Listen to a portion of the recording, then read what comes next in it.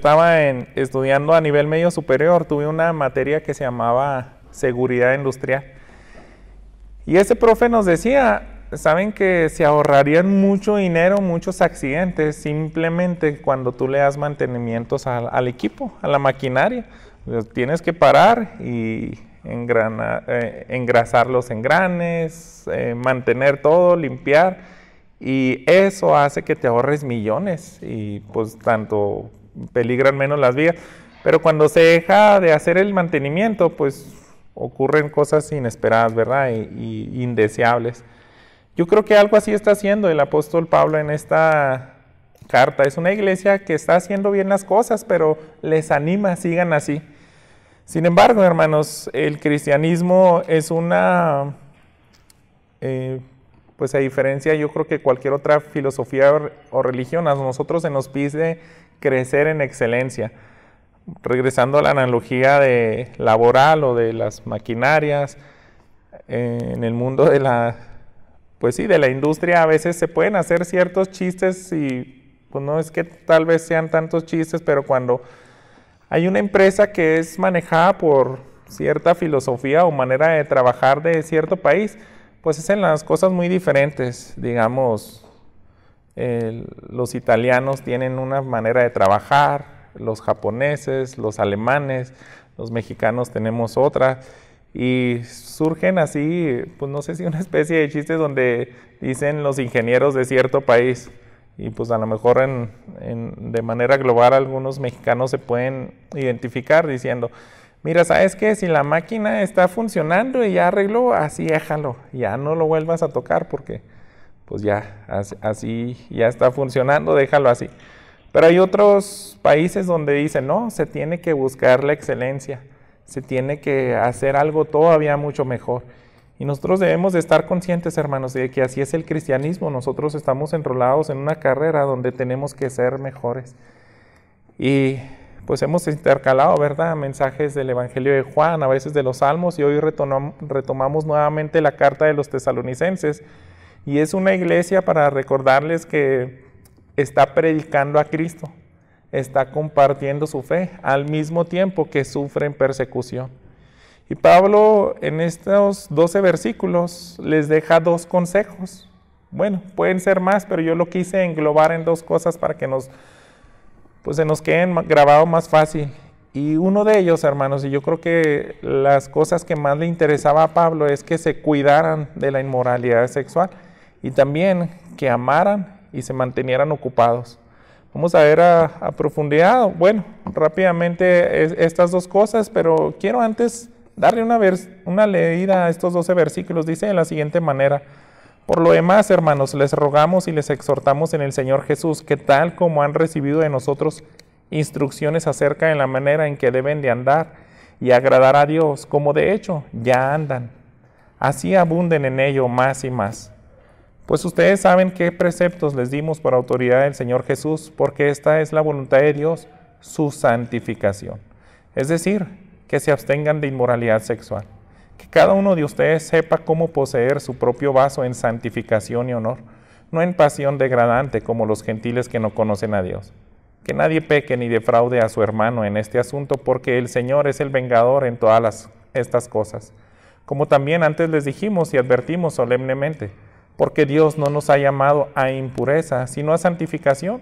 Por tanto, el que rechaza esto no rechaza a un hombre, sino al Dios que les da a ustedes su Espíritu Santo. Pero en cuanto al amor fraternal, no tienen necesidad de que nadie les escriba, porque ustedes mismos han sido enseñados por Dios a amarse unos a otros, porque en verdad lo practican con todos los hermanos que están en toda Macedonia. Pero les instamos, hermanos, que abunden en ello más y más, y a que tengan por su ambición el llevar una vida tranquila y se ocupen en sus propios asuntos y trabajen con sus manos, tal como les hemos mandado, a fin de que se conduzcan honradamente para con los de afuera y no tengan necesidad de nada. Oremos, hermanos. Padre, en esta mañana queremos pedir a tu Espíritu Santo para que sea un domingo distinto. A veces escuchamos incontablemente tu palabra, Señor, hemos sido expuestos bastantes ocasiones, Padre, pero Queremos, Señor, que cada vez que se predique aquí en este púlpito sea distinto. Y tanto en nuestra vida personal, en la vida devocional, haznos una iglesia que sea receptiva a tu palabra, a tus mandatos. Y transfórmanos, Señor, que no salgamos igual. Es una obra que solamente tu Espíritu Santo puede hacer. Y por eso oramos, Padre, porque no queremos que se quede como un conocimiento que muy pronto se pueda olvidar, sino que sea algo, Señor, que haga que las vidas salgan transformadas de este lugar. En nombre de Cristo Jesús te pido esto. Amén. Bien, hermanos, pues vamos a ver la primera cosa. Al apóstol Pablo le interesaba mucho que se cuidaran de la inmoralidad sexual. Él ha dado pues ya algunos consejos generales, ha estado hablando y felicitándoles porque es una iglesia que incluso hasta él le anima su testimonio. Por eso simplemente él está afirmándoles, están haciendo bien las cosas, pero tienen que seguir así. Así inicia este capítulo 4. Por lo demás, hermanos, les rogamos y les exhortamos en el Señor Jesús que tal como han recibido de nosotros instrucciones acerca de la manera que deben andar y agradar a Dios, como de hecho ya andan, así abunden en ello más y más. Se fijan, él ya da por sentado que es una iglesia que hace bien las cosas, pero sin embargo, él tiene que exhortar, dice, yo les tengo que recordar, y ya lo ha hecho al inicio de esta carta. Si ojeamos al capítulo 1, dice el versículo 6, ustedes llegaron a ser imitadores de nosotros y del Señor, habiendo recibido la palabra en medio de mucha tribulación con el gozo del Espíritu Santo. Entonces, da por sentado Pablo, nos imitaron porque les enseñamos un estilo de vida, les compartimos el Evangelio, y aunque solamente fue ese contacto inicial de 3 semanas, el tiempo que se expuso Pablo a esta iglesia, esas 3 semanas, hermanos, fueron suficientes para cambiar el rumbo de su vida y su comportamiento. Esta iglesia llevó a cabo cada una de las enseñanzas que el apóstol Pablo les había dado. Entonces, ya damos por sentado, hermanos, que el apóstol Pablo les había enseñado cómo guardarse puros en ese área sexualmente. Y les decía, esto no es una simple rutina de mantenimiento, que es bueno que una iglesia recuerde, le está recordando, manténganse así. Pero sin embargo, hermanos, es un llamado a que deben de crecer y tienen que abundar más y más en esto. Me gusta mucho cómo dice en Proverbios capítulo 4. Es un versículo que cada uno como hijo de Dios nos tenemos que identificar. Dice el versículo 18, pero la senda de los justos es como la luz de la aurora, que va aumentando en resplandor hasta que es pleno día. Y de esa manera tiene que ser esta iglesia. No vinieron a los pies de Cristo si se quedan en un nivel de santificación, sino que cada vez tienen que crecer más en todas las áreas, sobre todo pues guardándose en pureza, pero también en el conocimiento de Dios, en agradecimiento, en humildad, en muchas otras áreas, ¿verdad?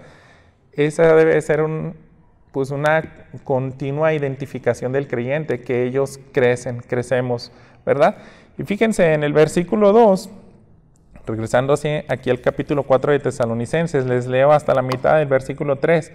Pues ustedes saben qué precepto les dimos por autoridad del Señor Jesús, porque esta es la voluntad de Dios, su santificación. Su santificación. Así que Pablo dice, les dejé preceptos. En el libro de Josh McDowell, que se llama ¿Es bueno o es malo?, me gusta mucho porque él definió muy bien cómo tú puedes ser temeroso de Dios, y dice, tienes que entender bien 3 cosas. Y las 3 cosas son precepto, principio y persona. ¿Y qué es un precepto, hermanos? Un precepto es simplemente una regla específica. Es una regla, es un mandato simplemente. No mates, no robes, no hagas esto. Ese es un precepto, un mandamiento. Pero un principio es lo que está detrás de ese mandamiento. ¿Por qué Dios quiere que no mates, que no robes? ¿Por qué? Porque detrás de ello está de que tienes que ser honesto, no debes de decir mentiras, no debes de robar. Entonces, el porqué de los mandamientos, ese es el principio. ¿Por qué Dios nos pide eso? Pues porque seamos santos. Y la persona, pues es que debemos de saber de quién viene, quién ordenó esos, quién inventó esa ley moral para que nos vaya bien, pues Dios mismo. Todo eso vino de Dios. Así que lo que está diciendo aquí Pablo, hermanos, él fue muy práctico y les dejé muchos preceptos. ¿Qué son? No hagas esto, no hagas esto, evita esto. Entonces les dejó una serie de reglas donde aquí de manera global les está diciendo, ya les dejé muchos preceptos, cosas muy prácticas de cómo se tienen que guardar en su pureza sexual. Así que él dice, todos estos preceptos no son mandamientos de nosotros, sino que los recibimos de Jesús y así se los compartimos. El fin, ¿por qué dejamos un mandamiento? No es para hacernos la vida difícil, no es para decir, ay, qué aburrida es la vida cristiana. No, dice, es la voluntad de Dios. Y esa voluntad de Dios, hermanos, pues entendemos que se habla de dos voluntades de Dios, la revelada y la oculta. Hay cosas que no sabemos nosotros acerca de Dios, de qué va a ser exactamente al fin de los tiempos. No sabemos quién es el anticristo. O en tiempos pasados, por ejemplo, en la historia de José, cuando él es vendido en Egipto, nadie sabía cuáles eran los propósitos. Pero Dios ya tiene voluntad, pues oculta, y en su momento la revela. Pero si hay voluntad revelada, hermanos, si es simplemente eso, mandamientos, sé santo, ahí no tenemos que andar diciendo, no entiendo, no sé cuál es tu voluntad, no, porque Él dice, yo quiero que te apartes del mal, quiero que seas diferente. Ese es el sentido de la santificación. La palabra santificación, hermanos, si lo recordamos, pues es el acto también de separar. Entonces, cuando tú separas es para diferenciar de algo. Y el apóstol Pablo dice, ustedes son santos, así que deben de vivir y deben de notarse que son muy distintos al resto de la ciudadanía o la sociedad donde ustedes se desenvuelven. Eso es el objetivo de los preceptos que les manda el apóstol Pablo. Vienen de Dios y son para que hagan esa diferencia. ¿Y cómo van a hacer esa diferencia? Y aquí ya empieza a especificar, ahora sí, ¿cómo le vamos a hacer? Fíjense, continuando la mitad del versículo 3. Es decir, o sea, ¿qué tienen que hacer? Es decir, se abstengan de inmoralidad sexual. Que cada uno de ustedes sepa cómo poseer su propio vaso en santificación y honor, no en pasión degradante como los gentiles que no conocen a Dios. Y esa es la instrucción. Tienen que marcar la diferencia a esta sociedad de una manera que se note que los cristianos actúan de cierta manera y los ciudadanos de Tesalónica es otro comportamiento muy distinto. Quiero ponerlos un poquito más en contexto, hermanos, para que entendamos qué tan difícil era vivir en Tesalónica. En Tesalónica, hermanos, dice pues es una especie el compendio del Nuevo Testamento de un autor que se llama Benguer. Él escribe acerca de Tesalónica. Cerca de esta ciudad estaba el monte Olimpo. Eso explicaba la devoción a los dioses del panteón griego.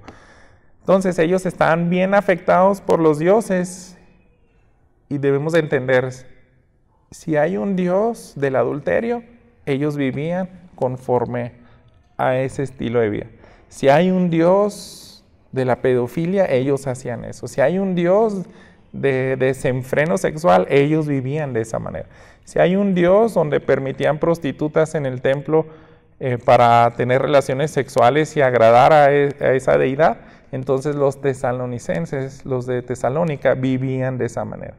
No era una ciudad fácil, hermanos. Todo lo que conocemos como el panteón de los dioses es cientos de dioses griegos que conforme a ese estilo de vida que proyectaban, así vivían en esa ciudad. Entonces, fíjense lo que dice William Hendrickson, vivían conforme a lo que dictaba sus dioses, de manera inmoral. Era la ciudad más grande e influyente de toda la Gran Vía Ignacio.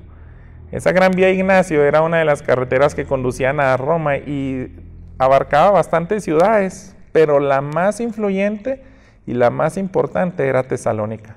Pablo por eso tenía ganas, ¿no?, de sembrar una iglesia ahí y cambiar el estilo de vida, y de ahí también trasladarse a otras ciudades. Pero es interesante que él dice, era la más grande e influyente esa ciudad. Esa manera de vivir, hermanos, arrastraba a cualquier persona. Y quiero agregar algo que dice Matthew Henry para que entendamos, porque él ya nos habla algo de una palabra griega en específico, qué tanto abarca esta instrucción del apóstol Pablo. Dice, la palabra que él utiliza aquí en este versículo 3, al final, la inmoralidad sexual, viene de una palabra que se llama porneia, de ahí se deriva la palabra pornografía. Tiene que ver con escritura, grafía. Entonces, fíjense, en el griego esta palabra porneia indica, pongan atención, todo acto sexual ilegítimo. Comprende tanto la fornicación ordinaria como la vida en concubinato y la unión en grado prohibido. Así que él deja bien específico, Pablo, nosotros debemos de ser completamente diferente a cómo vive la sociedad, porque eso es ser cristiano. Ustedes son apartados y se debe notar la diferencia. Y podemos indagar en muchas otras cosas. Nosotros se nos deja ese principio, hermanos. Todo este precepto tiene de trasfondo que nosotros no tengamos un desenfreno de nuestras pasiones carnales. Y hoy en día podemos batallar, igual que en esa sociedad, con deseos que de por sí ya los tenemos en el corazón, pero son exponenciados por lo que nos pone el mundo también. Entonces, si hay pornografía, si en esta época tenemos una facilidad de exponernos a videos y audios al mismo tiempo de pornografía, eso afecta, hermanos, y debemos de entender de que la humanidad siempre ha batallado con esto. Tesalónica no era muy distinto a nuestros días. De hecho, así empezó la pornografía, con pues esa palabra, pornografía, de que en escritos te despiertan deseos sexuales que son en contra de lo que Dios estableció. O sea, simplemente con lecturas lascivas. Así que eso abundaba en ese tiempo y Pablo decía, ustedes tienen que ser distintos. Y Dios, hermanos, nos pide estas cosas no para que no tengamos deleite en esa área, sino al contrario, hermanos, el creyente, el cristiano, es el que vive más plenamente de manera sexual cuando está bajo los preceptos y principios de Dios. ¿Y qué conocemos que son? Porque cuando ya no es inmoralidad sexual, es que tú tienes acto sexual, pero dentro del matrimonio. En ese tiempo y en esa situación específica, ahí es cuando honramos y podemos vivir plenamente. Así que Pablo quiere que ellos vivan de esa manera y nos dice esas palabras, tienen que guardar su propio vaso. Yo me encontré, hermanos, de que algunos intérpretes dan solamente dos sentidos, dos posibilidades. ¿Qué se refiere con el propio vaso? ¿Es a tu propio cuerpo o si no a tu esposa? Y pues cada uno tiene sus argumentos. Dice, no, se trata de que cuides a tu esposa, que no le seas infiel. Pero otros dicen, no, es simplemente cuida tu cuerpo, eres templo del Espíritu Santo, perteneces a Dios, entonces cuídate de todo ese tipo de inmoralidad sexual. Y yo creo que prácticamente, hermanos, no hay mucha distinción, mucha diferencia en si se refiere al cuerpo mismo o a la esposa, si el fin de todo es honrar a Dios. Cuando tú temes a Dios y cuidas tu propio cuerpo, pues vas a serle fiel a tu esposa. Y de esa manera, pues entendemos, Pablo lo que quiere es que seamos más parecidos a Dios, que entendamos el principio de que nos debemos de guardar en santidad. Amén. Eso es bueno, eso es lo correcto. Y sobre todo, pues, cuando no lo hacemos, hermanos, siempre hay un involucrado. Porque para tener un desenfreno sexual, ya pensando en cualquier límite, a lo mejor fuiste infiel a tu esposa, a lo mejor fuiste infiel fuera del matrimonio, como soltero o incluso llegaste a otras perversiones mucho peores, va involucrado a otra persona. Y ahí dañaste al prójimo. Y eso es lo que quiere evitar el apóstol Pablo. Ustedes tienen que vivir completamente diferente. Por eso en el versículo 6 y 7, él le interesa que amen a su prójimo. Dice, que nadie peque ni defraude a su hermano en este asunto, porque el Señor es el vengador de todas estas cosas, como también antes les dijimos y advertimos solemnemente, porque Dios no nos ha llamado a impureza, sino a santificación. Así que en esas cuestiones de inmoralidad era necesario que esta iglesia hiciera la diferencia. ¿Por qué? Porque hay un Dios vengador. Pablo les dice, tal vez tú pienses que no van a haber consecuencias, tal vez el sistema político o el sistema judicial no tiene castigos por este tipo de inmoralidades sexuales y la gente vive tranquila, lo hace porque dice, no pasa nada, o sea, no me van a meter a la cárcel porque me metí con otra mujer que no era mi esposa, entonces pues lo hacemos. Pero aquí dice el apóstol Pablo, no, el creyente entiende que sí hay un vengador y es Dios mismo, no podemos ocultarle nada de él. Así que es un llamado a vivir conforme a esa vocación, santo, puro, diferente. Y la palabra, hermanos, es lo que despierta nuestra conciencia, ilumina lo más oscuro de nuestra vida. Miren, la carta de Tesalonicenses, yo creo que la podemos leer tal vez en media hora, son 5 capítulos.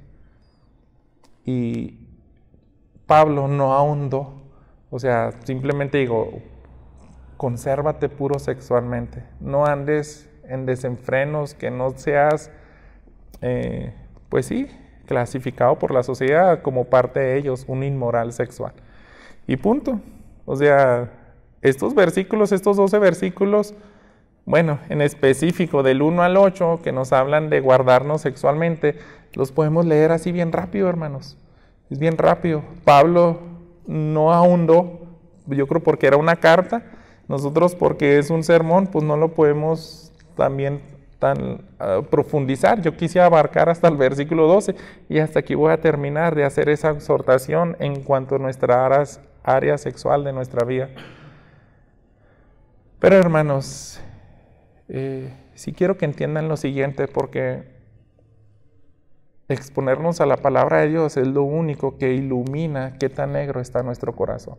Jesús dijo, tal vez tú digas, pues yo no he adulterado, yo no he estado literalmente con otra mujer fuera del matrimonio o en mi soltería o viceversa, con un hombre si eres mujer.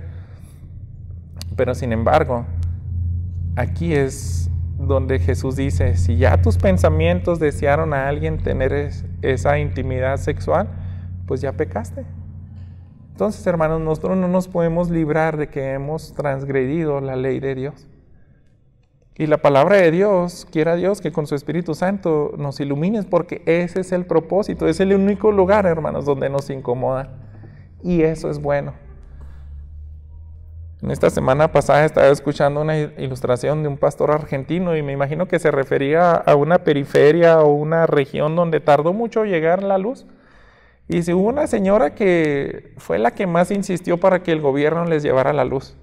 Y parece que era pues una comunidad de bajos recursos y llegó el día donde tendieron todos los postes. Y la señora pues dice, vengan, vamos a mi casa a celebrar, vamos a prender por primera vez un foco, el foco de toda la comunidad va a ser en mi casa, y ahí nos vemos todos. Pues todos estaban adentro ya emocionados cuando la compañía de luz manda la corriente. Y se enciende el foco en la casa de esta señora. Dice, en ese momento se puso completamente roja de vergüenza porque vio el techo tan cochino que estaba en su casa. Está tan mugroso ahí y le dio tanta vergüenza. Aquí está los vecinos y tengo algo así tan asqueroso ahí, está mi casa. Ni ella se había dado cuenta, hermanos. ¿Por qué? Porque vivían en tinieblas. Y ese es el propósito de la palabra de Dios. Nos hace ver, hermanos, qué hay en lo más profundo de nuestros corazones. Y eso es bueno porque ahí es donde sabemos que necesitamos un Salvador. Pablo quiere que esta iglesia se mantenga en santidad. Así que mientras nos expongamos a la palabra de Dios, eso es bueno. Fíjense lo que dice el versículo 8, por tanto, el que rechaza esto, no rechaza a un hombre, sino al Dios que les da a ustedes su Espíritu Santo. Si tú dices, ese domingo pues estuvo medio incómodo y pues ya me están ahí molestando porque pues sí, vi pornografía o hice esto o decía tal persona. Pero hermanos, si nosotros despreciamos esta palabra, no están rechazando el mensaje, pues qué bueno, ¿verdad? Que no es del pastor. No, olvídense de mí. Es Dios mismo, hermanos. Es Dios mismo a quien despreciamos y rechazamos. Así que el Espíritu Santo que nos ilumine en este día. Pablo ya daba por sentado que era una iglesia que conocía muy bien de Dios. Y él dice en los primeros capítulos, le doy gracias a Dios porque ustedes recibieron la palabra de Dios tal y como es. No es palabra de hombres, es de Dios mismo. Es de Dios mismo esta palabra. Así, hermanos, nosotros seríamos distintos si cada mañana nos levantáramos y al menos tuviéramos unos minutos al día en reflexionar acerca de la persona de Dios. Con esto cierro este punto, hermanos.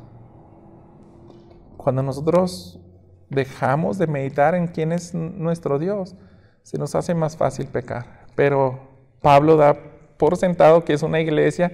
Ustedes en este punto de comunidad como iglesia se han conservado santos, puros, pero sigan así. Y no solamente así, abunden más en esa área de santificación. Y pues bien, tómese unos 5 minutos, tal vez algo como lo siguiente. Piense, ¿quién es Jesús, hermano? Es el creador del universo. Es el que estableció las leyes físicas y morales para que todo funcione a la perfección. Él estableció la familia. Él desea lo mejor para sus hijos, a tal grado que aunque somos tan perversos, Él estuvo dispuesto a morir por nosotros. Él, hermanos, sudó gotas de sangre en el Getsemaní, porque sabía que enfrentar la ira de Dios, todo lo que merecían los millones de personas que han vivido a lo largo de toda la raza humana en la historia de la humanidad, Él iba a beber esa ira. Súmele a su eternidad en el infierno la eternidad de su vecino, la eternidad de su esposa, de su hijo, todas esas eternidades juntas y concentradas de castigo en un infierno separados de la gracia de Dios. Jesús dijo, yo quiero beber eso. Así de grandioso y misericordioso es Cristo, hermanos. Y cuando dejamos de pensar y meditar en eso, se nos hace bien fácil pecar. Así que dice, no rechazas a hombre, rechazas al dador de la ley, rechazas al que dio la vida por ti. Y puedes seguir pensando, entre más tomes ese tiempo para meditar, eso nos va a ayudar a cuidarnos de la inmoralidad sexual. Y también el apóstol Pablo les dice, vamos a dejar esto a un ladito. Hay algo que yo también quiero que marquen la diferencia. Fíjense, tienen que amar a su prójimo al mismo tiempo que se mantienen ocupados. El cristiano no debe ser alguien, pues sí, clasificado como alguien ocioso, alguien que no trabaja, que pierde mucho el tiempo. Y fíjense de qué manera los dice, hermano. Continúa en el versículo 9. Pero en cuanto al amor fraternal, no tienen necesidad de que nadie les escriba, porque ustedes mismos han sido enseñados por Dios a amarse unos a otros, porque en verdad lo practican con todos los hermanos que están en toda Macedonia. Pero les instamos, hermanos, a que abunden en ello más y más. Y Pablo le dice a esta iglesia, qué bueno que es una iglesia que se aman. Y Macedonia, recuerden, son toda esa área. Habíamos dicho que yo sospecho que son unos 400 o tal vez 600 kilómetros a la redonda donde ellos llevaron el evangelio. Y a todas esas personas, a todas las iglesias que plantaban, dice, tienen amor para con ellos. Y el cristianismo no es mantente así, sino dice, todavía tienes que abundar más, tienes que mejorar más.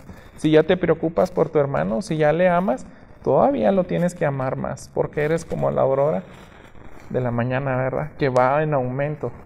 Eso nos debe de clasificar, que nos vean así. Así que, hermanos, no tenemos excusa para madurar. Todos tenemos que crecer, porque esa es la naturaleza que se le da al creyente, a alguien que va madurando.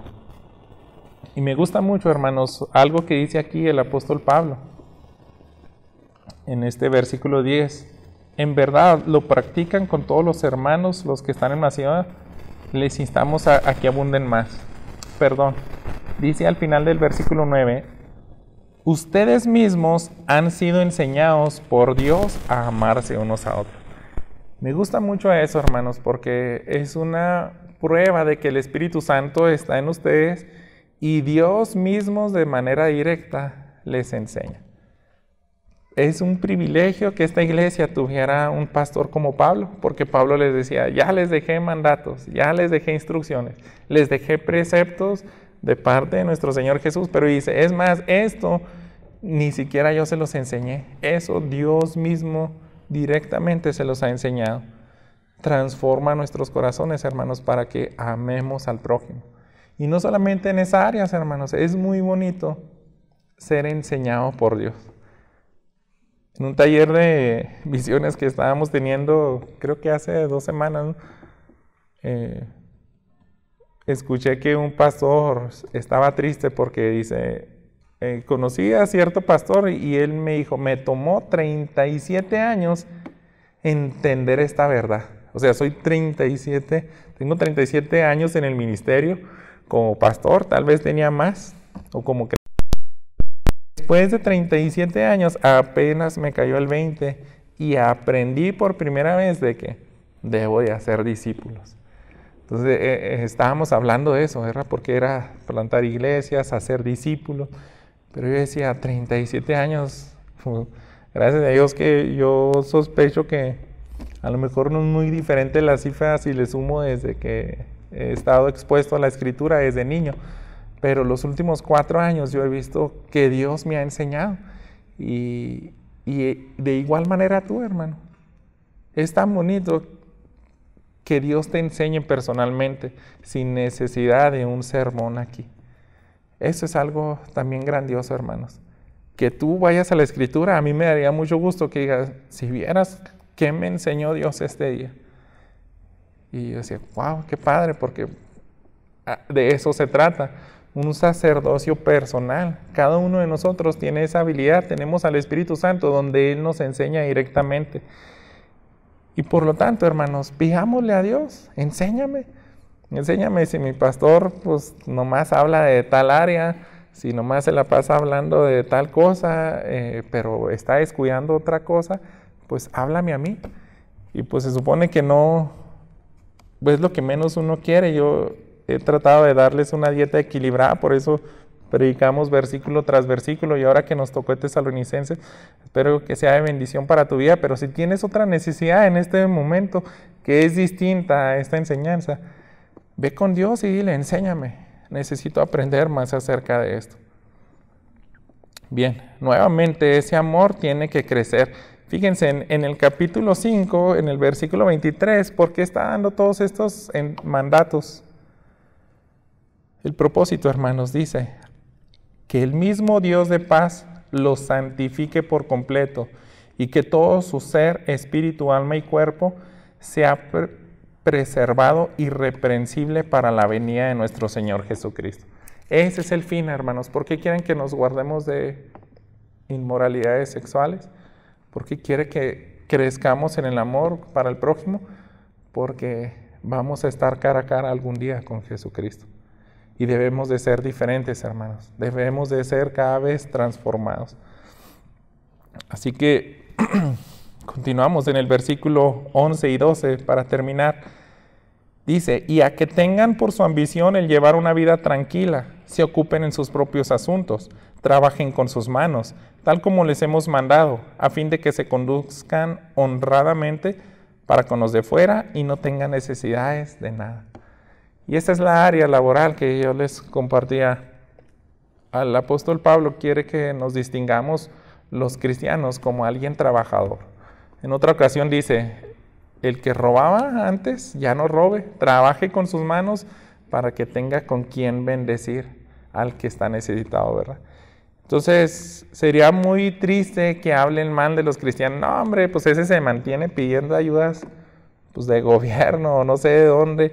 Todo el tiempo anda pidiendo becas, que yo creo que es bueno, es válido eso, hermanos, pero que no se note ese contraste de que no quiere trabajar. Él nomás quiere que le den. El cristiano no debe ser así, hermanos. El cristiano honramos el trabajo. Estamos leyendo una historia de un misionero, Mackay, y me gusta mucho porque él fue a África y supo en muchos oficios. Un rey de África les dice, quiero que me traigan de esos cristianos blancos que saben hacer de todo. Y es una frase que continuamente dice en el libro, el hombre que ponía la mano en cualquier cosa. Entonces sabía de talabartería, carpintería, herrería, era ingeniero de trenes y muchas cosas este hombre. Y dice, en esa tribu donde llegué los hombres no hacían nada. Y yo le tenía que explicar, es que el trabajo es una bendición. O sea, las mujeres las traen ahí para que acarríen el agua, pero el hombre miren mis manos, las manos bien gastadas por el trabajo y negras. Y dije, esto es una bendición. Entonces, este misionero hizo la diferencia en ese lugar. Y así debemos de ser identificados, hermanos, como los más trabajadores para bendecir. No todo lo contrario. Qué triste sería si dijeran, no, hombre, esos dependientes son los más ociosos, holgazanes, no quieren hacer nada. Que sea lo contrario, hermanos, que digan, son los más trabajadores que hemos visto. Así nadie va a poder hablar mal de nosotros. Ese era el por qué dio ese precepto el apóstol Pablo. Regrese al capítulo 2. Él les enseñó así, dice el versículo 9 y 10. Porque recuerden, hermanos, nuestros trabajos y fatigas, como trabajando de día y de noche, para no ser carga a ninguno de ustedes, les proclamamos el Evangelio de Dios. Ustedes son testigos y también Dios de cuán santa, justa e irreprensiblemente nos comportamos con ustedes los creyentes. Entonces, dice, ni siquiera ustedes nos tenían que dar para comer. Nosotros no fuimos carga para nada, trabajamos con nuestras propias manos, porque cuando sembramos el Evangelio no queremos dar nada malo que hablar de las personas. Entonces esa área también la cuidaban. Y pensemos en eso, hermanos. Todo esto es la base para ser usado. Son dos sentidos que vimos hoy en cómo nos podemos santificar. La iglesia de Tesalonicenses compartía su fe y Pablo decía, sigan así. Santifíquense, manténganse puros sexualmente, amen a su prójimo, trabajen para bendecir a su prójimo, para que no tengan nada malo que hablar por ustedes. Y les digo, esa es la base, eso es purificarnos. Si tú quieres ser un instrumento que Dios utilice para que su gloria se manifieste en la vida de más personas, pues nos tenemos que santificar. Miren, en 2 de Timoteo, capítulo 2, son unas palabras que a mí me causan siempre bastante impresión en mi corazón y quisiera que en el tuyo también. Fíjense lo que dice el versículo 21. Por tanto, si alguien se limpia de estas cosas, será un vaso para honra, santificado, útil para el Señor, preparado para toda buena obra. Y es el contexto igual. Decía, si tú te mantienes santo, si te mantienes apartado del pecado, vas a ser más útil para Dios. Entonces, a veces tú puedes pensar, no, pues le prediqué a mi amigo, a mi vecinito, pero pues no, Dios no, es muy duro, pero ¿qué tal si es tu testimonio? Entonces, si quieres que Dios te use poderosamente, hay que humillarnos, pedirle su gracia y su misericordia, al mismo tiempo de perdón por nuestros pecados, y que nos convierta en instrumentos más útiles, ¿verdad? En ese libro, Alejandro McKinney, o McKee, no sé cómo se pronuncie, él admiraba mucho a David Livingstone, ese grandioso misionero en África, y leía mucho acerca de sus biografías, y había otro explorador llamado Stanley, que él dejó un escrito acerca de una vez que encontró estaba pues yo creo que continuamente se perdía ahí en el África Livingstone. Dice, un día yo fui a buscarlo y hizo un libro que se llama así, La vez que encontré a Livingstone. Y fíjense, hermano, quiero terminar con esto, lo que escribió de él. Dice, por 4 meses y 4 días viví con Livingstone, en la misma casa o en el mismo barco o en la misma tienda de campaña, y nunca encontré una falta en él. Cada día de vida con él añadía a mi admiración por él. Su bondad nunca lo abandonó. Su esperanza nunca lo dejó. Tiene el heroísmo espartano, la inflexibilidad de un romano, la resistencia de un anglosajón. El hombre me ha conquistado. Suenan como que muy exagerado, ¿no? Cómo lo levantó en un pedestal. Y el mejor hombre que yo conocí en la vida era un creyente, un misionero. Y en todas las áreas yo pude ver eso.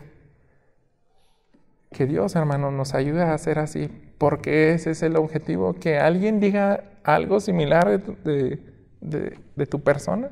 Sería de gran bendición, ¿verdad? Pero para eso necesitamos reconocer que necesitamos a Dios. Por eso yo le titulé así a este sermón, Santos para Dios. Y nos vamos con esas 2 cosas, hermanos. Cuidarse de la inmoralidad sexual, amar y mantenernos ocupados, pues para dar un buen testimonio. Yo quisiera, hermanos, que cada vez que predico sea un parteaguas para que nuestras vidas cambien.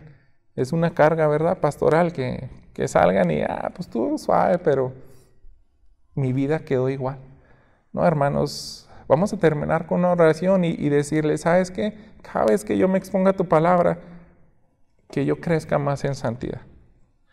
¿Por qué, hermanos? Porque si no vemos a Dios con temor en su santidad, vamos a ignorar sus mandatos. Y es lo que dice Pablo. No rechazas a hombre, rechazas a Dios. El que te da es su Espíritu Santo. Y esas son unas palabras tan fuertes que no pueden penetrar a nuestro corazón y a nuestra conciencia sin la ayuda del Espíritu Santo. Pero que cada vez que prediquemos, hermanos, digan, yo, póngale X pecado, ya tengo 5 o 10 años, el tiempo que seas batallando con esto, pero el día que me encontré con Dios y su palabra, ahora por fin empecé en mi lucha para que eso terminara y quedara atrás. Por fin crecí. Y que se note ese anhelo, ¿verdad?, por santidad. Padre bendito, gracias por tu palabra. Gracias porque nosotros a veces tan ingratos y faltos también de tiempo para meditar en lo grandioso que eres, que este día sea distinto, Padre, y cada vez que nos expongamos a tu Escritura. Queremos ser santos para ti. Y Pablo escribió esta carta con breves pensamientos quizá, pero son tan profundos, Señor, y pueden cambiar la vida de tu pueblo. Y eso queremos que ocurra, Padre, porque en estos días es bien difícil, Señor, dar testimonio. Es imposible, Señor, y por eso pedimos de tus fuerzas para que solamente así, con tu Espíritu Santo, lo podamos hacer. Tú si buscas un pueblo santo y si algunos creyentes a lo largo de la historia lo pudieron lograr, es porque en ti hay gracia suficiente para eso. Y esa misma gracia la pedimos a ti, Señor. Toca nuestros corazones para que nos volvamos a ti. Toca nuestras mente y corazón, Señor, a mis hermanos que ya se han guardado en santidad y que hemos batallado tanto, Señor. Ayúdanos, Señor, a resistir, porque en cualquier momento podemos cometer ese error. Pero que no sea así, Padre. Que cada uno de nosotros nos sigamos santificando y apartándonos para ti. Que hagamos tal diferencia que ellos puedan ver que tú eres un Dios real y que hay gracia y que transforma vidas y corazones. Te pedimos esto para tu iglesia Peniel, en nombre de Cristo Jesús. Amén.